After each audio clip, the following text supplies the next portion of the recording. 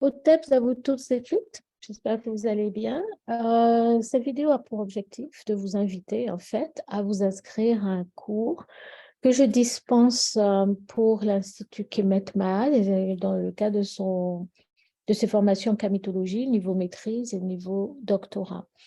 Le cours en question est un cours sur les grands mouvements de la pensée africaine contemporaine. Donc, nous passons en revue des mouvements très importants, évidemment, tels que le panafricanisme.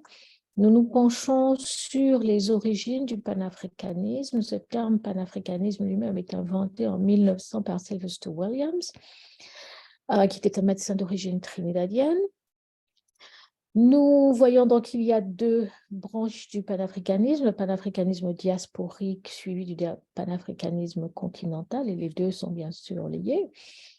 Et je pense qu'il est particulièrement important de se pencher sur cela en ce moment où il y a vraiment une vogue du panafricanisme, où tout le monde se dit panafricain sans que l'on sache véritablement ce que ça veut dire. Donc, l'objectif de ce cours, en fait, c'est de donner des connaissances solides. Vous voyez, quand vous discutez ou qu'on discute devant vous de certaines choses qui nous concernent, vous soyez vraiment en mesure soit de participer à ces conversations de façon intelligente ou de rectifier certains malentendus.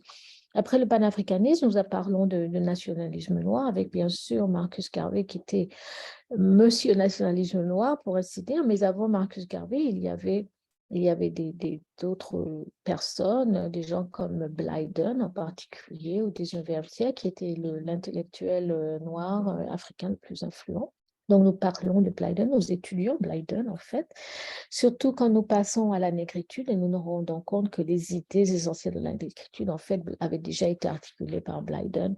Donc, chaque fois, nous cherchons à identifier le contexte historique, les principales idées d'un mouvement. Nous faisons ça quand nous parlons de l'indigénisme en Haïti, qui encourageait le retour à l'Afrique. Nous faisons cela quand nous parlons du socialisme africain proposé par Julius Nyerere comme alternative au marxisme. Nous faisons la même chose cette analyse du contexte historique, politique et des idées principales, des idées fortes de ces mouvements, quand nous parlons aussi du rastafarianisme ou bien sûr, de l'afrocentricité de la Kawaïda.